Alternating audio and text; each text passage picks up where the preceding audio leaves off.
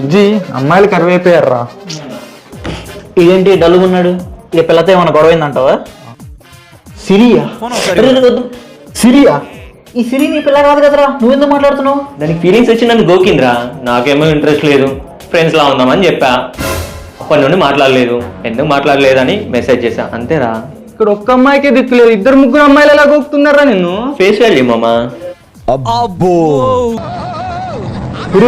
రైలు బోగిలాగా అంతున్నాయిరా మెసేజ్లు. సిరి ఆలోచనలు ఎవరితో మాట్లాడట్లేదు, నాకు పిల్ల ఉందని మాట్లాడట్లేదు. పిల్లలు లేకపోతే మాట్లాడతావరా నువ్వు? హోమ్ థియేటరే, సినిమా థియేటరే. అలా కంట్రీలా ఉన్నావు బేటా. చూద్దాం, నెక్స్ట్ చూద్దాం. నీకు బాయ్ ఫ్రెండ్ సెట్ అవ్వడం వల్ల మాట్లాడట్లేదు, కెరీర్ మీద ఫోకస్ చేద్దామని మాట్లాడట్లేదు, బెస్ట్ ఫ్రెండ్ మాట్లాడొద్దని చెప్పినందుకు మాట్లాడట్లేదు. అదే సెల్ఫ్ గోల్, నీ ఏజెండా మాత్రం సూపర్ రా. మాట్లాడట్లేదు అంటే తను ఎందుకు మాట్లాడట్లేదో నీకు రీజన్ కావాలి. మళ్ళీ తను ఎక్కడ టైపింగ్ చేస్తే స్ట్రెస్ అవుతుందని చెప్పి ఆప్షన్లు కూడా ఇచ్చావు. సూపర్ రా నాని. That's the idea. ఒకటి అడుగుతారా, ఎప్పుడైనా కనీసం నాకు బర్త్డేకి విష్ అయినా పెట్టావా చాటింగ్లో? అమ్మాయికి మాత్రం పేరాలు.